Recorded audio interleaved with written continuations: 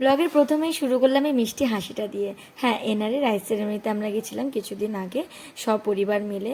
তো গেছিলাম হচ্ছে মনিরামপুরের একটা ব্যাঙ্কোয়েটে, নতুন ব্যাঙ্কোয়েটটা কি সুন্দর সাজিয়েছিল। আর তারপর এনাকে একটু চটকে তারপরে চলে গেলাম সিধা গলা ভেজাতে রসনা নিতে। অ্যাকচুয়ালি আমার খুবই সেদিনকার খিদে পেয়েছিল এবং জল তেষ্টা পেয়েছিল। তারপরে পরিবারের সবার সাথে একটু আড্ডা দিয়ে তাড়াতাড়ি করে বসে গেলাম খেতে, কারণ তারপরে আমরা না হলে লাস্ট নৌকাটা আমাদের যেভাবেই হোক ধরতেই হতো, কারণ আমি মনিরামপুরে শ্রীরামপুর যাবো, সেটা না হলে অনেক সমস্যা হয়ে যেত। আর দূরে দেখো দাঁড়িয়ে আছে পুচকুর মা, এসছে তদারকি করতে সবাই ঠিক করে খেয়েছে কি না। তো তারপরে চলে এলাম মেন অ্যাট্রাকশনে। প্রথমেই পড়ে গেল গরম গরম পনির পাসিন্দা, সাথে একটা চাটনি আর স্যালাড। তারপরে এসে গেল বেবি নান আর এই ডাল মাখানি। বিশ্বাস করো ডাল মাখানিটা জাস্ট দারুণ খেতে হয়েছিল। তারপরে চলে এলো পোলাও আর এই চিকেন কষা। প্রত্যেকটা রান্না ভীষণ ভীষণ টেস্টি হয়েছিল, কারণ আমি মামাকেও বলেছিলাম, মানে আমি যার এতে গেছিলাম ড্রেস সেরিমনিতে সে সম্পর্কে আমার বোন হয়, আমার মামার মেয়ে।